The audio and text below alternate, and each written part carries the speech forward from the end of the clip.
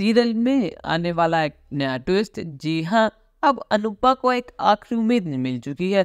जी हाँ, अमेरिका जैसे देश में अब कोई उसका अपना आ चुका है जिसे वो अपना कह सके, जो उसके लिए हमेशा खड़ा रहेगा, चाहे परिस्थिति कैसी भी हो, अच्छी बुरी, वो उसका साथ कभी नहीं छोड़ेगा। जी हाँ, वो और कोई नहीं, उसके अपने बापूजी हैं। बापूजी अब पूरे शाह परिवार के साथ अमेरिका आ चुके हैं और बिना देरी के बाद वो सीधा अपने बेटी अनुपमा से मिलने जाते हैं। अनुपमा उन्हें देखकर रोने लगती है। अनुपमा को देख कर यकीन ही नहीं होता कि वो 5 साल बाद अपने बापूजी को देख रही है। वो सीधे जाके उनसे गले मिलती है, कहती है, बापूजी आप ठीक तो है ना?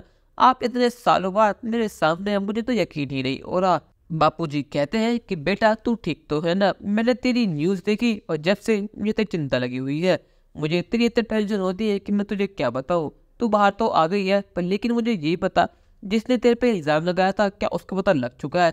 या अनुपमा कहती है कि हाँ, वो और कोई नहीं तोशु ही है। ये बात सुन के सब बहुत ज़्यादा शॉक्ड हो जाते हैं। काव्या कहती है कि मुझे तोशु से उम्मीद कभी नहीं थी। मुझे पता है कि तोशु नीचे गिर सकता है, पर लेकिन अब तो उसने हद ही पार कर दी है। और यहाँ पर किंजल ने भी एक शर्त रख दी है। उसने सबके सामने ऐलान कर दिया है कि अगर होली तक तोशु वापस घर नहीं आता है तो वो परी को लेकर सब कुछ छोड़ छाड़ कर इंडिया वापस चली जाएगी। यहाँ वनराज आज अनुपमा से कहता है कि तोशु होली तक घर आ जाएगा, पर लेकिन तुम्हें अपनी कंप्लेंट वापस लेनी होगी और अनुज से ये कहना होगा कि वो अपना केस वापस ले ले। पर लेकिन यहाँ बापूजी अनुपमा के साथ खड़े हैं। वो सीधे वनराज की क्लास लगा देते हैं। वो कहते हैं कि मेरी बेटी कुछ केस वापस नहीं लेगी और ना ही अनुज से रिक्वेस्ट करेगी कि वो उसको केस वापस ले। अगर तोशु ने गलती करी है तो उसको सजा मिलनी चाहिए। आखिर उसकी हिम्मत कैसे हुई? इसने मेरी बेटी का नाम खराब करा, वो भी इतना बड़ा इल्जाम उसने मेरी बेटी पर लगाया। उसको इस कानून की सजा तो जरूर मिलेगी। यहाँ अनुपमा भी वनराज से साफ मना कर देती है कि अगर होली तक तोशु घर वापस खुद नहीं आया तो मैं ये क्लिप पुलिस को दे दूंगी और ये उम्मीद मुझसे बिल्कुल मत रखिएगा कि मैं अपना केस वापस लूंगी जब अनुज जी से रिक्वेस्ट करूंगी। यहाँ बापूजी कहते हैं कि आखिर तुम लोग चाहते क्या हो? तुमने मेरी बेटी का जीना मुश्किल कर रखा है। जब वो इंडिया में थी तो तब तुमने उसका जीना मुश्किल कर रखा था। वो सब छोड़ छाड़ के अमेरिका आ गई तो तुमने अब भी उसका पीछा नहीं छोड़ा। आखिर तुम लोग उससे चाहते क्या हो?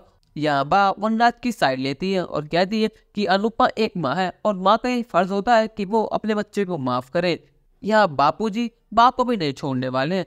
वो कहते हैं कि लीला तू अपना मुंह बंद ही रख। जब अनुपमा इंडिया में थी तो तुझे उसकी कदर कभी हुई नहीं, तूने अपनों से बेटी माना ही, और जब वो उसे चली गई तो तू 5 साल उसका नाम जपती रही कि अनुपमा होती तो ऐसा होता, और अब जब वो तुझे दोबारा मिल गई है तो फिर उसकी इज्जत नहीं कर रही है। आखिर तो कब सुधरेगी? या वनराज बापूजी से कहता है कि आप तो आते ही अनुपमा का नाम जपने लगे। आपने तो एक पल में मुझे पराया कर दिया और अनुपमा को अपना बना लिया।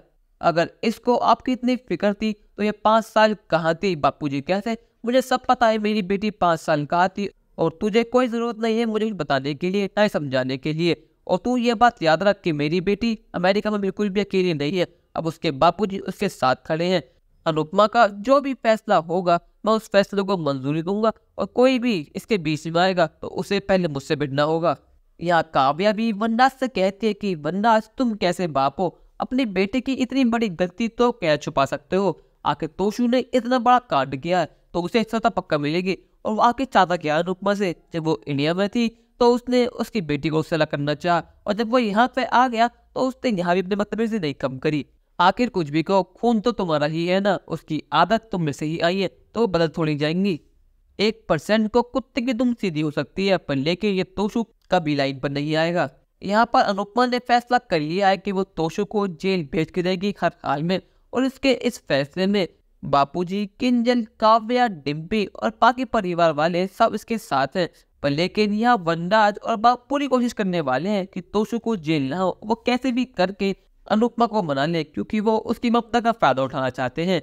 दोस्तों, कहानी में नया ट्विस्ट आपको कैसा लगा हमें कमेंट करके जरूर बताइएगा और चैनल को नहीं कर सब्सक्राइब तो कर लीजिए। धन्यवाद।